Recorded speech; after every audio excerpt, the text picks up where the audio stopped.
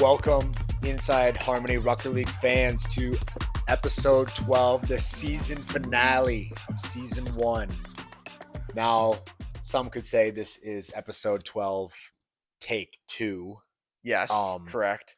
Because this is going to be basically the second time we're filming this episode after these microphones went to shit on us last week. They did. We're not gonna mince our words when it comes to it. We filmed possibly the best episode of the season. Mm-hmm. Quite possibly. In that episode, we talked about what we thought was the best episode of the season. The one previous, episode 12A, which was filmed at the Rucker League courts before the finals, and the mics also went to shit on us that night. So 2 nights in a row, 2 great podcasts. You guys have seen none of it. That's why we made a little phone call, and we got the good stuff. We got some fresh ones right here. We got Harmony Rucker League, our sister company, Harmony Rucker League, parent company, I guess some would say. I feel like we're big enough at the point to call them. I would say maybe even a little sister company. Maybe. Protected big brothers we are. Speaking of big brothers, let's give a special shout out before we even get started to everybody's big brother. The biggest. Colt Landers getting engaged.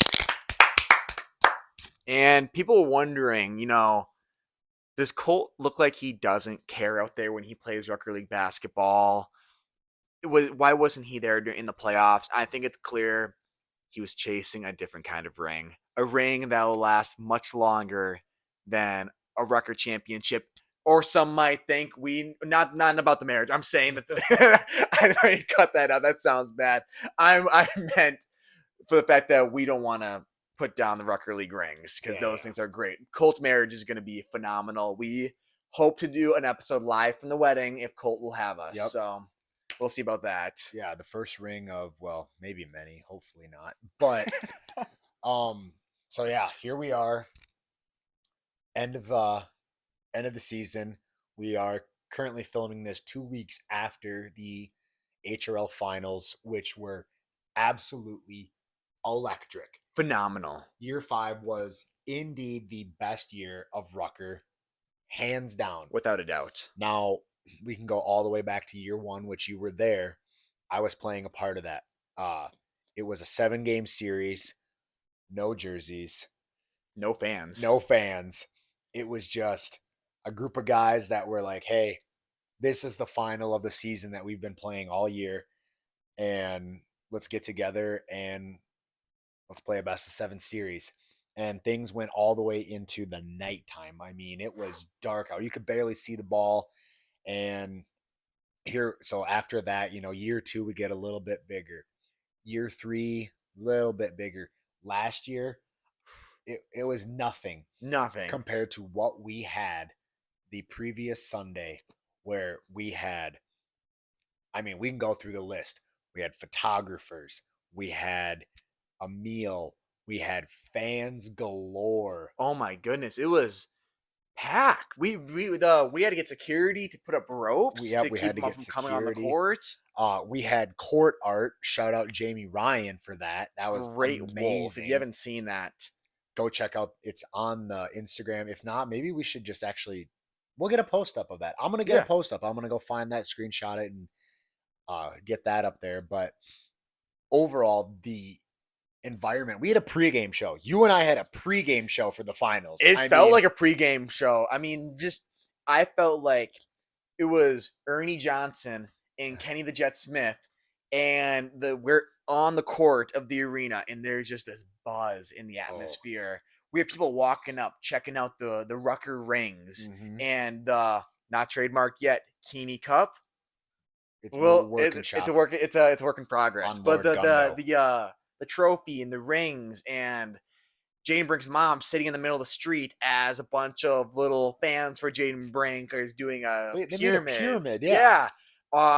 We had the walk-in photos. We had the potluck, as you just said, where I think I drew a lot of people. It was, as a guy said, from year 1, when I was in the league and I heard about these dudes just playing some fun basketball, I was super interested because I love stuff like that. Showed up, had a seat next to my now teammate, Atlee Hirschberger. Mm-hmm. About 10 of us maybe there, and we just watched some good basketball. And it was fun. Mm-hmm. And it went way too late. I had to leave because I had football practice the next morning. And like, it was really, really special. The atmosphere that got created from all the things that have taken place over the last 5 years now. I mean, it's just an accumulation of just hard work from Mm-hmm. so many different people and the players and the fans all supporting it. So it was awesome. And not only was it electric and exciting off the court, but on the court, some are saying probably the one of the most electric finals since probably the original year, which it went to 6 games. But this is probably the most electric finals we had. It went so we switched it. We do the best of 5 series, and it went all 5 games. All 5 games. I mean, the best 2 words in Yeah, sports, game game 5. five. It was awesome. We gave our predictions pregame. Mm-hmm. I was originally going to go Suns in 5, but then Father Time shows up as Father Batman. Yeah, if you haven't seen it, go look at the Instagram. There's some good photos. I switch it to Wolves in 5. You say Suns in 4. I stuck with it. Yeah. And I mean, I think we were all shocked with how that series started, with the Wolves Well, dominating right everybody away except for HRL Bet. HRL Bet did have the Wolves winning game 1, but tell them why. because the Suns had lost every game 1 prior. Mm-hmm. And on paper, I mean, it looked like the Suns were the better team going into it. They were the hotter team, that's for sure. Even though the Wolves have been sitting on top of the standings all year long, Yep. the Suns were just on a scorcher, beating my Hunters, who were possibly the hottest team in the HRL at the time. Mm-hmm. Obviously not anymore. The Black Panthers, who were the best team in the HRL at the time. So Obviously not anymore. obviously not anymore. So I mean, I think a lot of people had Suns winning game 1. Wolves come out, and I think we saw 2 back-to-back Father Time 3-pointers right away, I think we did. Yeah. and We it was electric. we thought we. I mean, and he was excited. He's yelling, "That's vintage Father Tom right there." And it was. He's immediately checking that ball up, not letting him get it, trying to make his mark on the game. And overall, we do have some stats to break down what happened. And Father Time did indeed make his mark on the game. Now, it wasn't just Father Time, it was all of the Wolves players um, made their presence felt out there. And ultimately, we've kind of talked about it. Wolves end up winning the series, win the championship because we've talked like the Wolves just played better team basketball. They did. I think it was no debate that Jaden Brink was the most spectacular player to watch out there. Oh, And that's absolutely. no disrespect to any other player out there. There was some amazing plays, but just time and time again, gonna hit you downhill. We're gonna cross you over. We're gonna go hit a tough left-handed layup, turnaround jumper in the lane. Not a lot of 3-point shooting. I was just gonna get to that. Yeah, you Mm-hmm. said a lot of downhill, A lot of downhill action. not a lot of pop. And just kind of staying on this train of thought, 3-point shooting. What were the Suns built to do? Well, mid-season trade would say they traded for shooters. Yes, they have the lethal shooter, Jay Brink. They have one of the best just shooters in the league, Trey Matheson.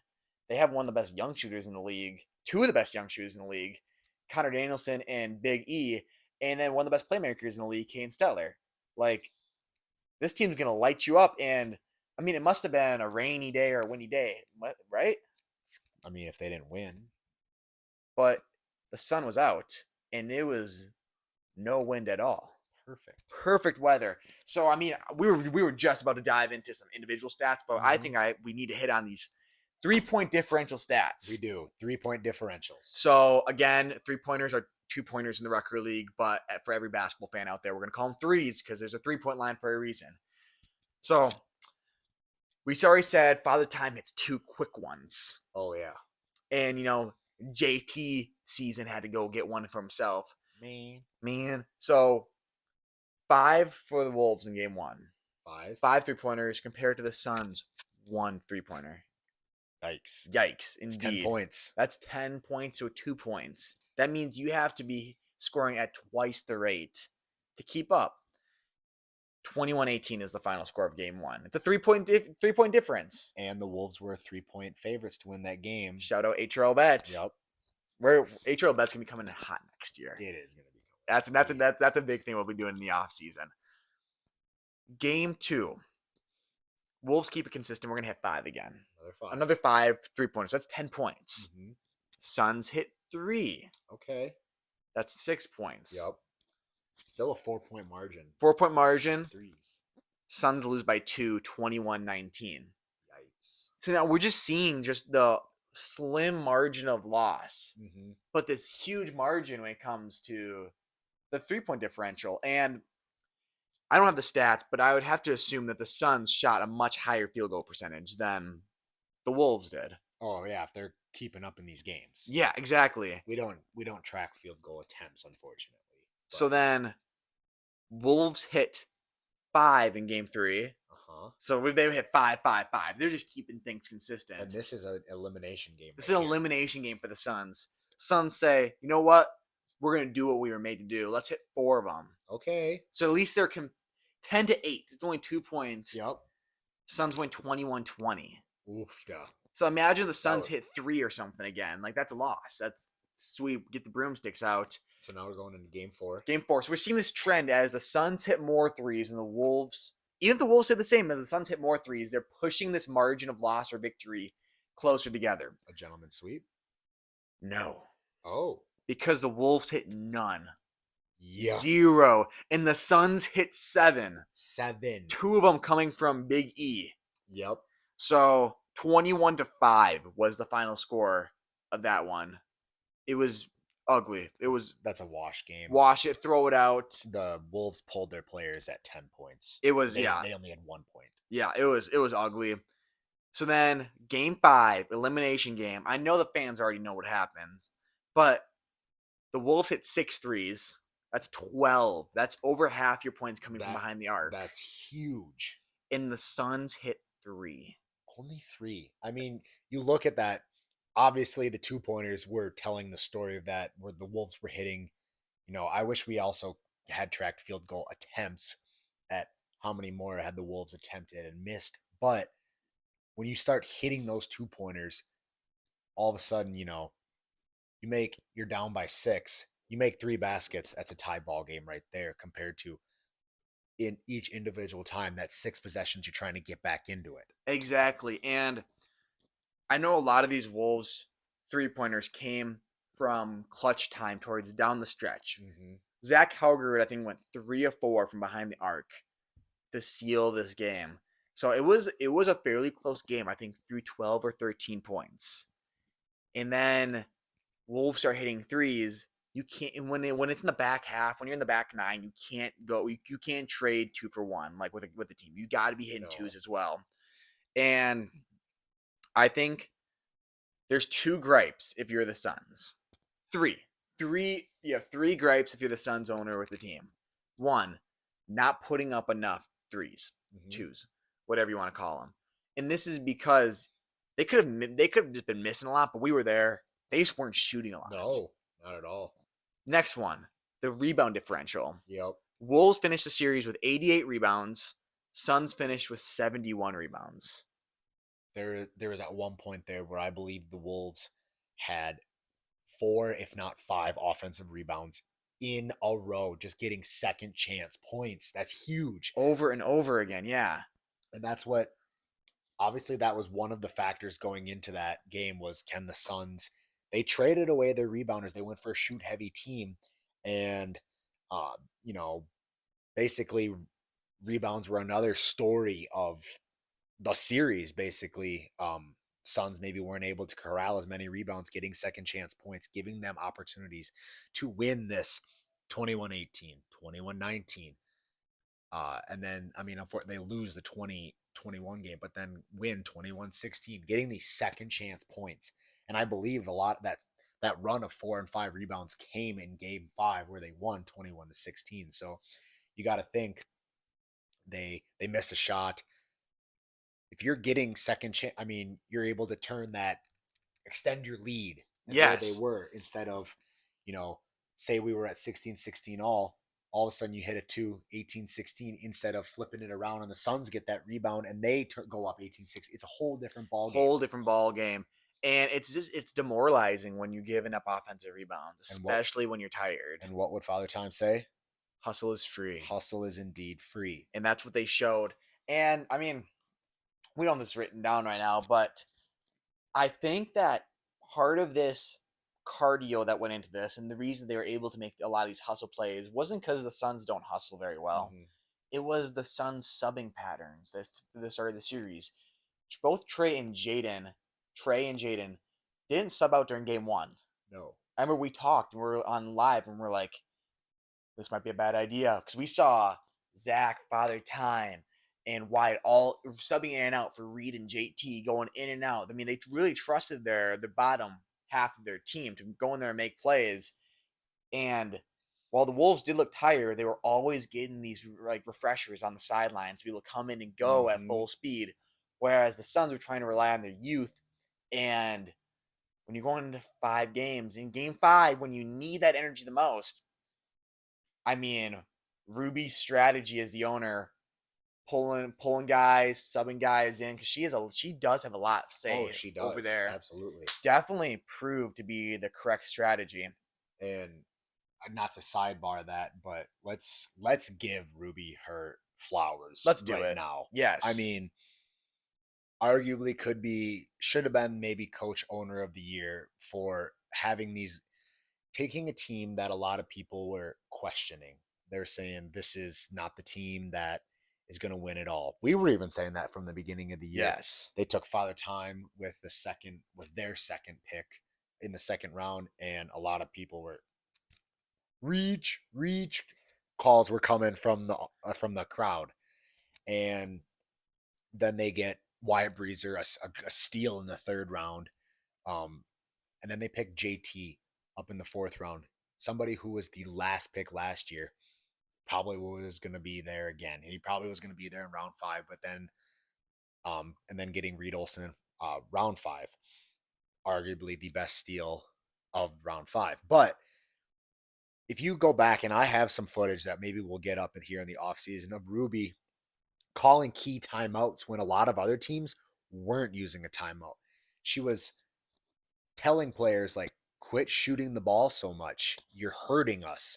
She was subbing players in, keeping her team fresh. And ultimately the whole team bought in and knew that the offense runs through Zach. And she knew that too.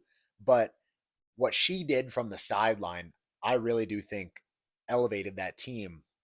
On the contrary to where the Suns, you talk to their owners and they said, oh, this is Jay Brink's team. We're just going to let him do it. Maybe Jay Brink needed a sub in that first game. I'm not saying he couldn't handle it. Jay Brink obviously is, he's a collegiate athlete. He's got good conditioning.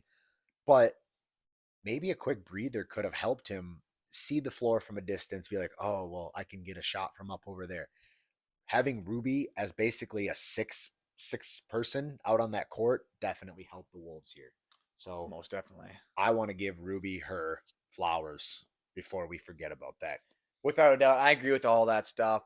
From our vantage point, right next to the Wolves camp, it was very apparent how vocal she was. Mm-hmm. And it does make me think back to the beginning of the season, because it wasn't always just sunshine and flowers. Yeah, whatever the saying is, I don't know what I was going to go for there. Ruby was actually having some beef with a certain player on the Wolves. She was having beef. Even maybe with multiple players on the Wolves. Multiple players. And I'm not saying anything against Ruby here. Like, I'm saying there was just some tensions here. She was not doing anything wrong. Mm-hmm. Father Time's the one I'm getting at. Yeah. I just remember I went home after the finals. And I talked to my dad. I was like, yeah, the Wolves won. Father Time got his ring. And he was like, wasn't Father Time beefing with the owner at the beginning of the season? And I remember telling him Father Time would hit a shot and be like, ooh, how you like that, Ruby? Yeah.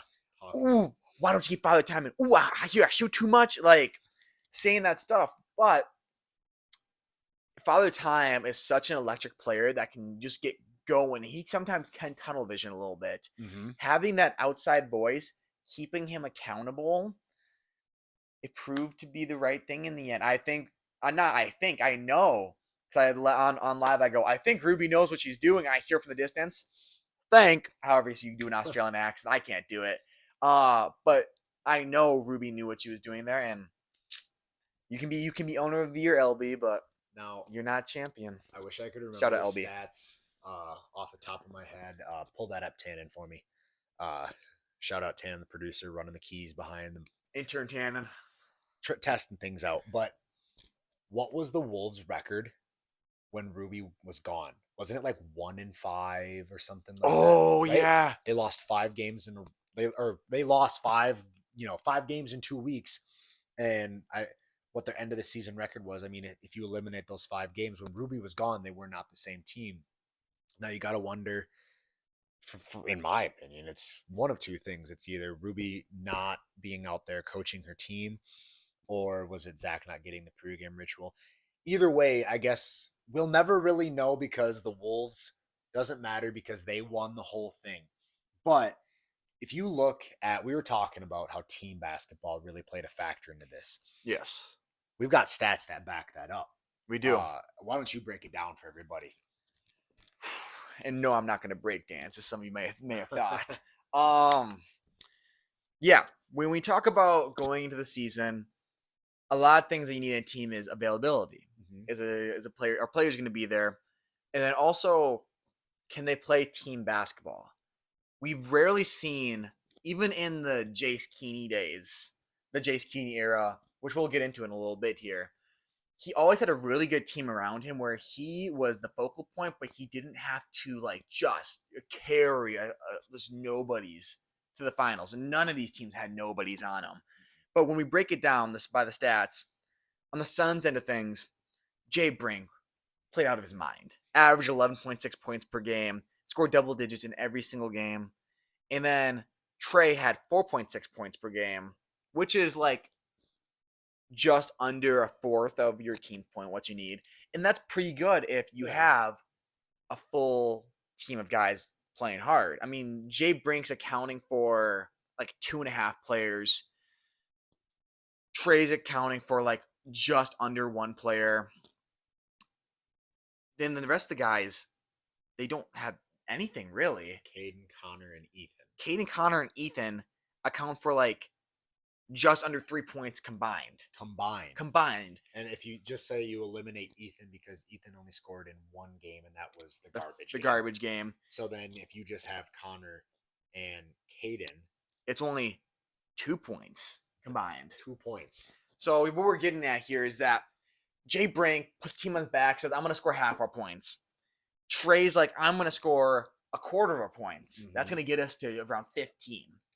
And then these guys who are not necessarily thought of as like the focal point of an offense, but like you got to rely on them to get that next 5. Like you need to have those guys that'll get that extra 5. Yeah, either grabbing, whether maybe they're like feeding Jay Brink or Trey for second chance points, but they weren't obviously doing that. We talked in the rebound statistics, but they so 15 combined from Jay and Trey, only 2 combined from Caden and Connor. On the flip side of things, Zach averaged just under 9 points per game, less than Jaden. Yep. Wyatt averaged 3.6 points per game, less than Trey. Yep. Father Time averages 3 points per game, over double from the Suns' third guy. Yeah. Reed averages just under 2 points per game, a full point more than the Suns' fourth guy. So now we see this extra 5 points coming in. When we talk about who's going to get you that last 5, who's going to get, when you have guys that can get you 15, 16 points, who's going to get you that extra 5 that you need?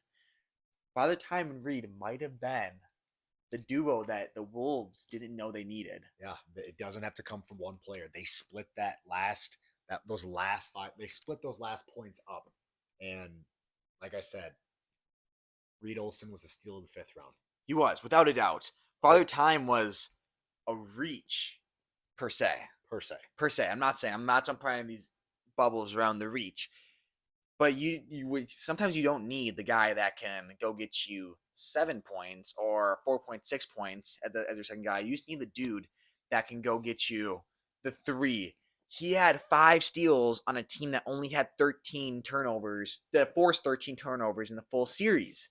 So he almost had half of his team's forced turnovers. Can't talk.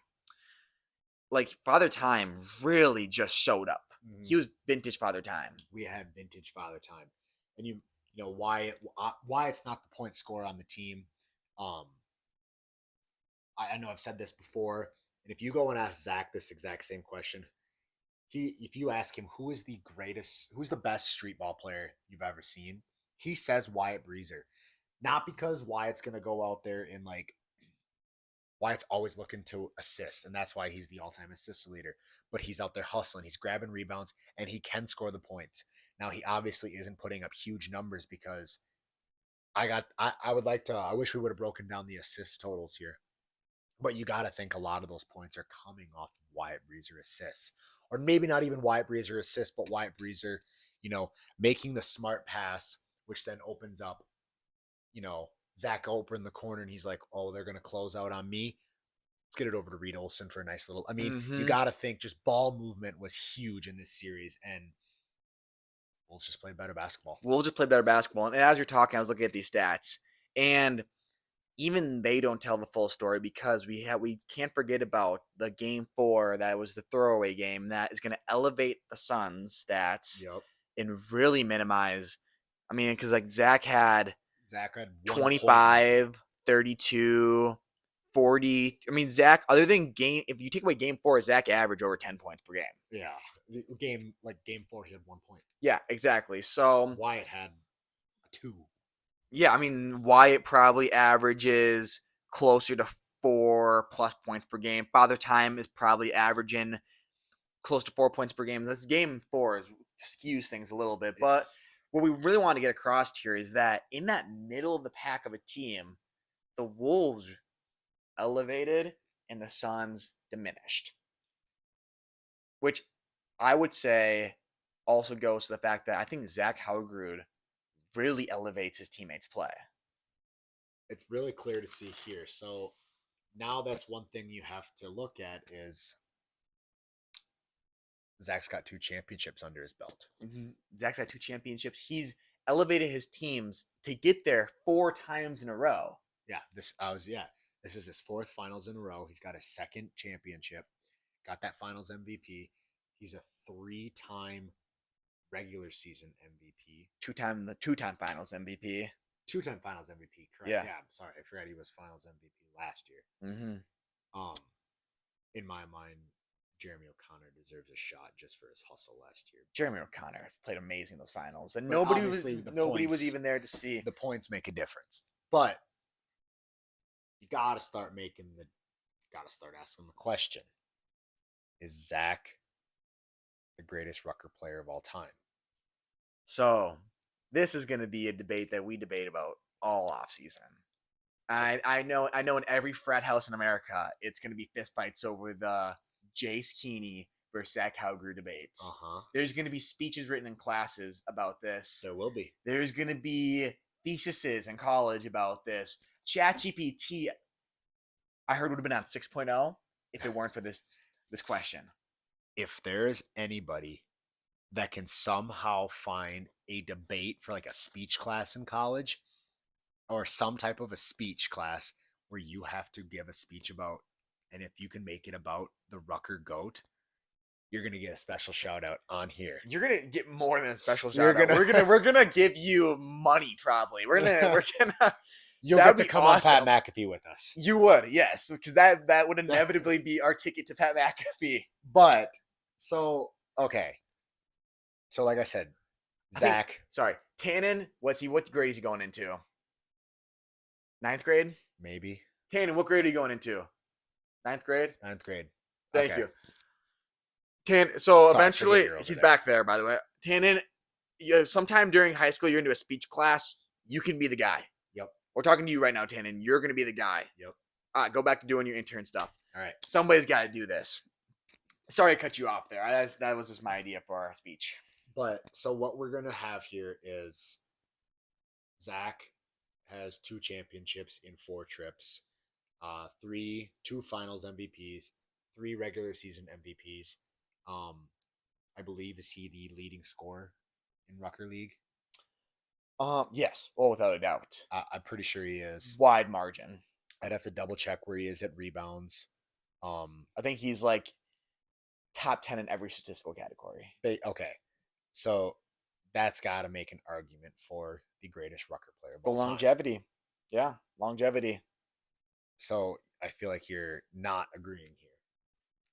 I not necessarily I'm not agreeing, but on the flip side of things, you're taking a guy who just waltzed into a new league, was on a team. He's like, I suppose I'll help him get a championship year one. That seems fun. I mean, you've said it yourself that he was a very big part of that 6 game series that you were a part of that you guys won. Oh yeah, he was hitting.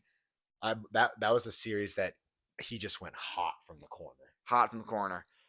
Jace Keeney, who we're talking about. I hadn't even said his name because I know you know who I'm talking about. And then not game two. I'm talking about year two. He's playing with possibly the greatest Rucker team of all time. Second grade. I mean, so year one was the greatest Rucker team of all time, voted on. Year two, it was the runner-up with Logan Wilder and Luke Hellickson by his side, and they go and they win another finals. So Jason's now 2-0 in finals. Year three doesn't show up all season. Team doesn't show up all season. They come in as the 5th seed. Yep. And then he's coming back for playoffs, goes, suppose I'll go win one more. And he goes and wins his 3rd straight Rucker championship, Rucker finals, to go 3-0 in the finals, and then just dips, leaves. I mean, I think it's the most badass thing you can do. Show up to a league, win 3 straight finals, and then walk away. And you never hear him talking about it. He was always under the radar. He didn't even show up to the regular season. That's how much it didn't matter to him. Zach has made the case very debatable now. Before this year, I don't think it was a debate. I think we can debate about it now. But taking Jace's side of things, just for the sake of this, 3-time champ, 3-0 in the finals.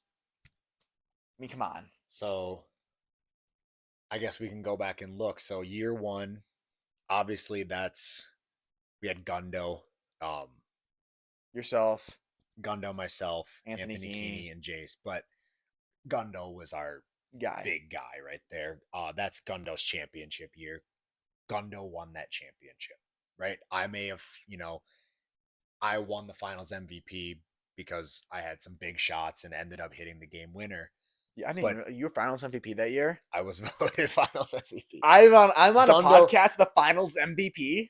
Gundo should have been, but it was just I had some clutch shots late that everybody's like, oh, it's got to be him. Andre Iguodala won a finals MVP one year. I mean, I think I'm a little better than Andre. No. But, okay, year one, I'm going to chalk that up. That's Gundo. Like, without Gundo, we're not winning, okay? So there's one championship. Jace didn't get carried, but wasn't all him. He was a big part of it. But then in year two, who was on Zach's team? It was Zach, Wyatt, Corey Brown, and Braden Jump. You look and you're thinking, okay, Zach and Wyatt. Zach's called Wyatt the greatest street ball player he's ever seen. What about Corey Brown? Could hit a shot. Wasn't necessarily the best player out there, but and then Braden Jump, you're not going to see this. Nothing, right? Yeah. 3 players taking on Jace, Boobs, and Luke Hellickson. All 3 of those players, man, that's like you just said. You said it's the greatest. They're the 2nd greatest Rucker team of all time. 3 Hall of Famers. Yeah, they sweep them in the finals. Could you argue? Do you know who won Finals MVP that year? Was it Jace or was it Logan Wilder? I'm pretty sure it was Jace. I guess I don't even honestly. I can't remember. I'm guessing it was Jace, but yeah, I said. But that. Year two, Jace comes in and he's got a stacked squad, and he faces a pretty, a good team, but obviously not Logan Wilder and Luke Hellickson squad. Yeah, exactly. Yeah. And then we jump to year 3, his 3rd championship. Who's on his team? It's him, Carson Keeney, Josh Peters, Bryce Corson, and Jose Buckets. Oh gosh, Jose Buckets. But let's eliminate Jose Buckets from the equation. Josh, Carson, and Bryce, along with Jace. And who are they taking on? They're Zach. With who did he take with his first pick that year? Haiti Williams. And Or was it Haiti? What's it? Yeah, Haiti Williams, Yeah. and he was out of the league by week 2. I mean, I think you said it. He got there and his jersey didn't fit. Biggest bust of all time. But then he's rocking with Josh and Greg. You're thinking, oh, that's pretty good. Going into their junior year in high school, pretty good. But obviously, the guys on the other team were all older than them. Mm-hmm. And Zach is running out there. It was just them 3 that year.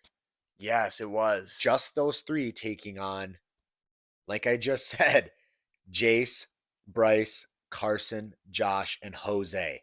And like you could, again, Jose buckets is buckets, but you can minus Jose. I mean, all 4 of those guys can just interchangeably sub out, and you'll feel good about the lineup you have out there.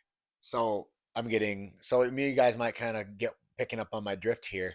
That's another stack team versus Zach trying to gnaw and carry a team to that finals. And that series went 5 games. It did, and I believe it came down to it was game point for both teams. I think at the end, I think technically that might be the greatest final series. Nobody was really there, and it was kind of on a cold, windy day, if you remember correctly. But I think that it was cold. Yeah, it came down right to the end. I think they were foul, guys going for layups, and you're fouling hard because hard fouls. So so what I'm getting at is, yeah, Jace has the finals, 3-0 in the finals. Doesn't have any of the regular season because he didn't show up. So I'm making the argument that Zach's greatest Rucker player of all time because he shows up in the regular season and he's brought a team of not necessarily misfits, but not a stacked squad that is 3 players deep. It's 2 players deep, maybe even just 1 player deep of him bringing a team to the finals, battling against the Goliath, the Monstars, and he's doing everything in his power to get, and finally in year 4 he gets his first, and now he's back to back. But that's why I'm making my case for Zach. Might be the GOAT in my opinion, but everybody has their own. That's just my 2 cents on the whole thing. Would the Monstars be anything without the head of the snake though? That's I think that we've done our case. I think we both respect both players quite a bit. Obviously, yeah. Man of the day, you could change my mind on anything, but I think we want to turn this thing to the fans actually. Yeah. And maybe get an Instagram poll running. So yeah, maybe we just start asking people first. Maybe we text some of the owners, some of the goats of the other goats of the Rucker League, be like, hey, who do you think is the GOAT? And we start getting other people's take on it. Mm-hmm. And then we turn to the fans and see where it stands right now. And on top of that, there's a lot of other things that we could do going into this offseason, like top 20 greatest Rucker players of all time. And that was something we talked about a couple weeks ago. Obviously, we had a lot of big things going on when that was announced. So we haven't gotten to that, but be on the lookout. When the last list was released, we had notable names like Adley Hirschberger in the top 20, mm-hmm. Walker Ward, myself after 1 season. I think I shouldn't have been there. I was only 1 year in. Gunnar Benson, mythological Rucker name pull right there.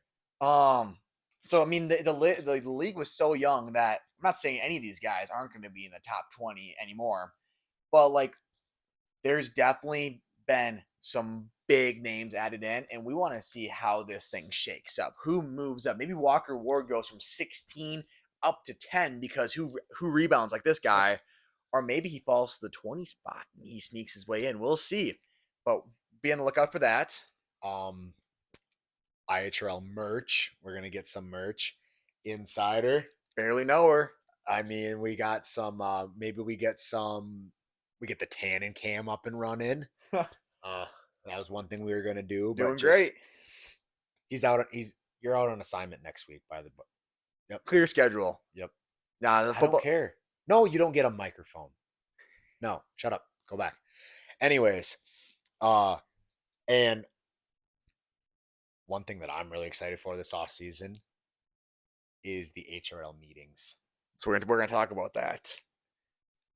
So we're having HRL off-season meetings at HRL headquarters. None other than where? A land down under. We're going to, well, we have Australia is when the business, or we're going to the, I'm fumbling over my words.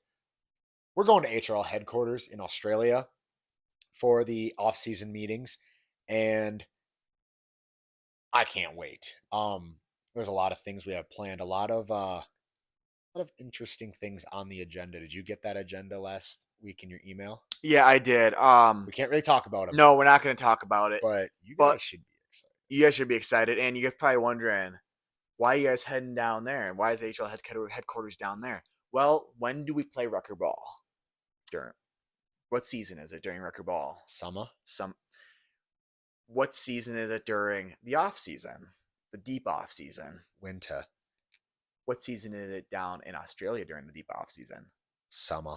We like to keep things light around the office. We don't ever want to be working in the dead cold winter. Who does? So going down under, going to be on a beach, Rucker meetings. You might be even seeing us snorkeling, talking about the GOAT debate, talking about is Father Time coming back. If he had a vacation, not a vacation, a work trip like this, he might never come back to the Rucker again. Who knows? We might even find Nemo. We might. It's going to be spectacular. And you guys are going to be with us every step of the way. Oh, we're going to be documenting every single second of it. I don't even know how long we've been going on this. I don't even remember when we started. I don't remember when we started. I don't think they care. I think that everybody's just so happy to be in this big Rucker League thing together. Mm-hmm. I mean, year 5 was just phenomenal. And I think year 6 is going to be even better. Oh, absolutely. You guys should be fired up. Yep. After how year 5, you were at the finals. You saw the environment. Year 6, I mean, I think that we need to get another set of bleachers. I think we need to get seats in the road so Jane's mom doesn't have to bring her own seat to sit in the road. Grandstand. Yes. We might have to pull the grandstand over from the football field. We might. I mean, it's going to be the best year yet. I mean, we just had the best year yet, and we're just going to keep ascending. We're a rocket ship right now, and we are just going up, up, up, and up. We're not looking back. We do not come equipped with rear view mirrors. All right, we are forward, onward, and upward, and looking to make year 6 the best one yet, like you just said. And it starts with us, and it starts with this off season, and starts with the iHRL. Don't be sad about podcasts being over, because guess what? They might not be. They might be coming at you still. Not every week. Maybe just every once in a while. We could have one from HRL headquarters in undisclosed area. Yes. We could also have one from University of Wisconsin campus. We might be up on Bascom Hill. We might be out in the freshman dorms. No, we won't be out there. We could have some special guests. Like we could do a Christmas one, and maybe we could get Santa to join us. Oh, I heard he's a big fan. We could get a Valentine's Day episode, and we could get Cupid to join us. I mean, I wouldn't, or maybe we just get Q. No, same. I mean, I want Berlin Q. Well, we got both. We got them both just like Cupid. I think one of them is out of the league. Oh, one of them is on the ban list. Well, we also have retirements this season that we'll have to get. Be on the lookout for that. We gotta start researching into those. Start prying on some people to let us know. But I'm excited. You know, the off season is here. Vacation time. There's really no vacation for HRL though. But I think that's got to do it for us here on season 1, episode 12B, C. Technically C, yeah. Technically 12C. The audio recorded this one. I know that. If you're listening to this right now, you know it recorded. The audio recorded. But no. Thank you guys for tuning in this year. we enjoy this. We don't even care if anybody's watching. I guarantee you, if you're still watching right now, just comment, put a heart, put an emoji, anything in the comments. We don't really care. Tag Pat McAfee, tag Boston Connor, tag Bubba Gumpino.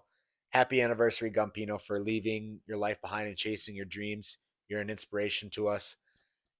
That's going to do it for us inside Harmony Rucker League Season 1. Don't be sad because it's over. Be happy because it happened. iHRL out.